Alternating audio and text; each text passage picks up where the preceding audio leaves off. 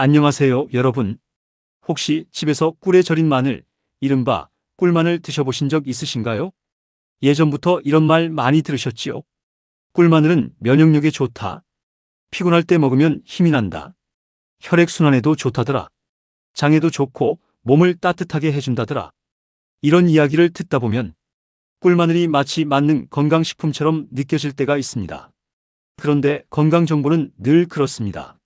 좋다고 알려진 이유는 무엇인지, 그리고 어디까지는 맞고 어디부터는 조심해야 하는지, 이걸 같이 보는 것이 정말 중요합니다. 오늘은 꿀마늘의 대표적인 효능들을 쉽고 친근하게, 하지만 조금 더 전문적으로 정리해 보겠습니다. 그리고 마지막에는 누가 조심해야 하는지, 어떻게 먹는 게 안전한지까지 같이 말씀드릴게요. 오늘 내용은 크게 4가지입니다. 첫째, 꿀마늘이 왜 건강식으로 알려졌는지. 둘째, 대표적으로 기대할 수 있는 효능. 셋째, 너무 믿으면 안 되는 부분. 넷째, 꼭 알아야 할 주의점입니다. 1. 꿀마늘이 왜 건강식으로 알려졌을까요? 먼저 마늘부터 보겠습니다. 마늘에는 알리신을 비롯한 여러 황화합물이 들어있습니다. 이 성분들은 오래전부터 항산화 작용, 항염 반응, 혈관 건강, 대사 건강 쪽에서 관심을 받아온 성분들입니다. 쉽게 말하면 마늘은 우리 몸을 지키는 데 보탬이 될 수 있는 식재료로 오랫동안 사랑받아온 것이죠. 여기에 꿀이 더해집니다. 꿀은 달고 먹기 편할 뿐 아니라 항산화 성분이 일부 들어있고 무엇보다 목점막을 부드럽게 감싸는 느낌이 있어서 목이 칼칼할 때 편안하게 느끼는 분들이 많습니다. 그래서 사람들은 자연스럽게 이렇게 생각합니다. 마늘도 좋고 꿀도 좋으니까 둘을 같이 먹으면 더 좋겠구나. 실제로 어느 정도는 맞는 말입니다. 다만 여기서 꼭 기억하셔야 할 것이 있습니다. 건강식이라는 말과 누구에게나 많이 먹어도 된다는 말은 다릅니다. 좋은 점도 있지만 분명한 주의점도 있습니다. 2. 첫 번째 효능, 면역 기능 유지에 도움을 줄 수 있습니다. 가장 많이 알려진 것이 바로 이 부분입니다. 마늘의 알리신은 세균이나 바이러스에 대한 방어와 관련된 연구에서 오랫동안 주목받아 왔습니다. 그리고 꿀 역시 항산화 성분이 있고 목을 편안하게 하는 보조적 역할 때문에 환절기 건강식처럼 자주 언급되지요.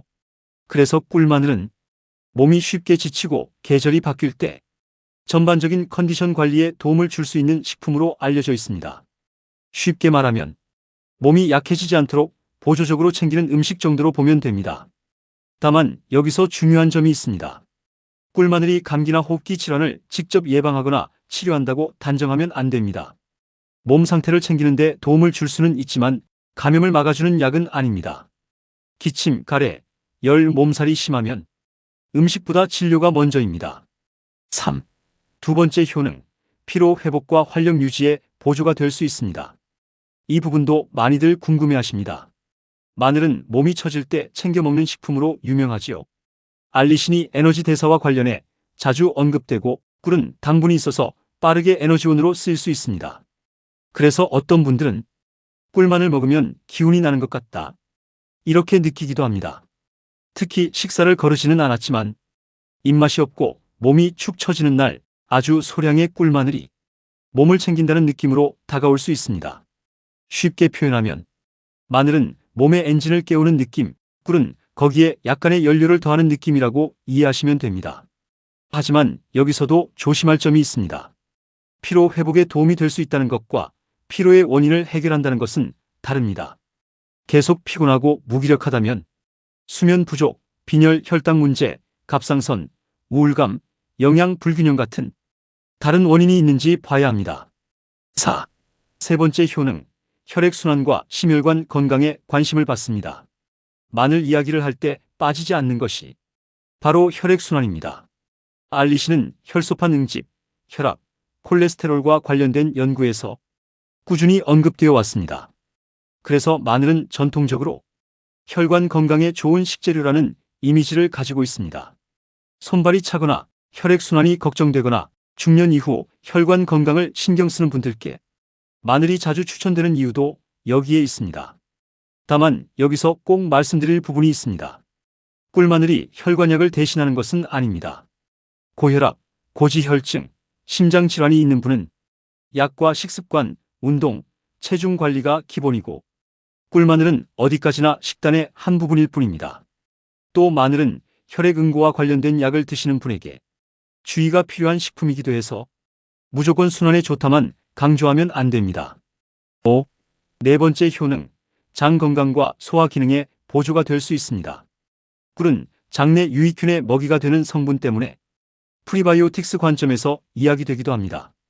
그리고 마늘에도 식이섬유와 여러 식물성 성분이 있어서 장 환경에 관심이 많은 분들이 자주 찾습니다. 그래서 어떤 분들은 꿀마늘을 먹고 장이 좀 편해지는 느낌을 받을 수 있습니다. 특히 입맛이 없고 식사가 단조롭고 장 운동이 둔한 분들은 이런 식품을 건강식으로 떠올리기 쉽지요. 하지만 여기서 꼭 짚어야 할 점이 있습니다. 모든 사람에게 소화에 좋은 것은 아닙니다. 마늘은 자극이 강해서 오히려 속이 쓰리거나 더부룩하거나 위산이 올라오거나 장이 불편해질 수도 있습니다. 즉, 어떤 분께는 장에 보조가 될 수 있지만 다른 분께는 위장에 부담이 될 수 있다는 뜻입니다. 6. 다섯 번째 효능, 항염 항산화 측면에서 관심을 받습니다. 이 부분은 조금 더 전문적인 내용인데요. 마늘과 꿀 모두 항산화와 관련된 성분들로 자주 언급됩니다. 항산화라는 것은 쉽게 말하면 우리 몸의 세포가 과도한 산화 스트레스를 받지 않도록 조금 방어해주는 방향이라고 이해하시면 됩니다. 또 염증 반응과 관련해서도 마늘 성분이 연구에 관심을 받아왔습니다. 그래서 꿀마늘은 노화가 걱정되는 분들, 전반적인 건강 관리를 중요하게 생각하는 분들께 건강식 이미지가 강한 것입니다. 하지만 여기서도 중요한 건 항산화 식품 하나를 먹는다고 노화가 멈추는 것은 아니라는 점입니다. 노화 관리에서 더 중요한 것은 잠, 운동, 혈당 관리, 단백질 섭취, 채소 섭취, 금연, 절주 같은 기본입니다. 꿀마늘은 그 기본 위에 덧붙일 수 있는 식품이지 해결책 그 자체는 아닙니다. 7. 여섯 번째, 혈당 조절과 당뇨 관리 이야기는 더 조심해서 봐야 합니다. 이 부분은 정말 중요해서 따로 말씀드리겠습니다. 어떤 글에서는 꿀마늘이 혈당 조절에 좋고 당뇨 관리에 유리하다고 소개하기도 합니다. 하지만 이 부분은 아주 조심해서 말해야 합니다. 왜냐하면 꿀은 분명히 당분이 들어있는 식품이기 때문입니다. 천연식품이긴 하지만 결국 포도당과 과당 등 혈당에 영향을 줄 수 있는 성분이 들어있습니다. 그래서 당뇨가 있는 분에게 꿀마늘은 혈당 조절에 좋으니 먹어도 된다, 이렇게 단정하면 안 됩니다. 보다 정확하게 말하면 이렇습니다. 마늘 자체는 대사 건강과 관련해 관심을 받는 식재료일 수 있지만 꿀이 들어간 꿀마늘은 혈당 관리가 필요한 분에게 오히려 주의가 필요한 식품입니다. 즉, 당뇨가 있거나 공복혈당, 식후혈당, 당화혈색소를 관리하는 분이라면 꿀마늘은 보약처럼 자주 드실 음식이 아니라 정말 소량만 매우 신중하게 보셔야 합니다. 8. 일곱 번째, 피부 건강과 숙면 이야기도 너무 과하게 믿으면 안 됩니다. 항산화 식품이 피부 건강과 연결되어 이야기되는 경우는 많습니다. 그래서 꿀마늘도 피부 건강이나 노화 관리 쪽으로 소개되기도 하지요. 어느 정도는 전반적인 건강 습관의 한 부분으로 볼 수는 있습니다. 하지만 꿀마늘을 먹는다고 피부가 좋아진다, 숙면이 된다, 이렇게 직접적으로 말하기는 어렵습니다. 숙면은 훨씬 더 다양한 요소에 영향을 받습니다. 카페인 섭취, 저녁 식사 시간, 스트레스, 통증, 수면 무호흡, 야간요, 우울감과 불안, 복용 중인 약, 이런 것들이 더 크게 작용할 수 있습니다. 그러니 꿀마늘은 몸을 챙기는 식품 중 하나 정도로 보는 것이 좋고 수면 문제의 해결책처럼 말하면 과장될 수 있습니다.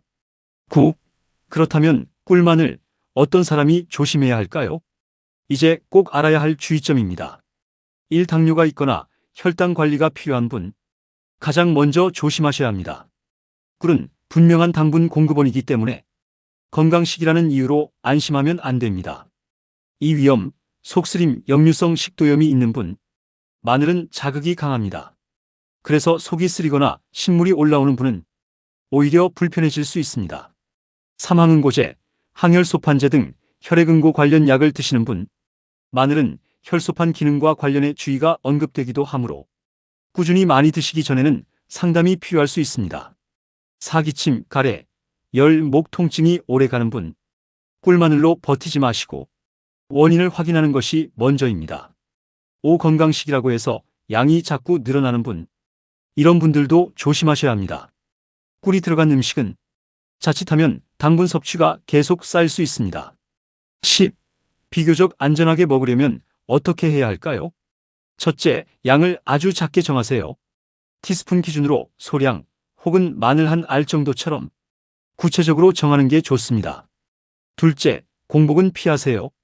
속이 예민한 분은 식후에 아주 소량만 드시는 편이 낫습니다. 셋째, 매일 보약처럼 드시지 마세요. 가끔 소량 정도가 더 안전합니다. 넷째, 먹고 나서 내 몸 반응을 보세요. 속이 쓰리거나 더부룩하거나 혈당이 흔들리는 느낌이 있으면 나와 맞지 않는 것일 수 있습니다. 11. 오늘 핵심 정리. 자, 오늘 내용을 한번 정리해 보겠습니다. 꿀마늘은 마늘의 알리신과 여러 항산화 관련 성분, 그리고 꿀의 부드러운 느낌 때문에 건강식으로 오랫동안 사랑받아온 음식입니다. 대표적으로는 면역 기능 유지에 보조가 될 수 있고, 필요할 때 활력 관리에 도움을 줄 수 있고, 혈액순환과 혈관 건강 쪽에서 관심을 받고, 장 건강과 소화 기능에 보조가 될 수 있으며, 항염 항산화 식품으로 자주 언급됩니다. 하지만 중요한 것은 이 모든 효능은 도움이 될 수 있다는 수준으로 이해해야 한다는 점입니다. 그리고 특히 당뇨가 있는 분, 혈당 관리가 필요한 분, 위가 약한 분, 역류성 식도염이 있는 분, 혈액응고 관련 약을 드시는 분, 이런 분들은 건강식이라는 말만 믿고 자주 드시면 안 됩니다. 여러분, 건강은 좋다는 음식 하나로 결정되지 않습니다. 중요한 건 그 음식이 내 몸에 맞는지, 지금 내 상태에 괜찮은지, 얼마나 먹는지가 더 중요합니다. 꿀마늘도 마찬가지입니다. 누군가에게는 소량으로 도움이 될 수 있지만 또 다른 누군가에게는 혈당 부담이 되거나 위를 자극할 수 있습니다.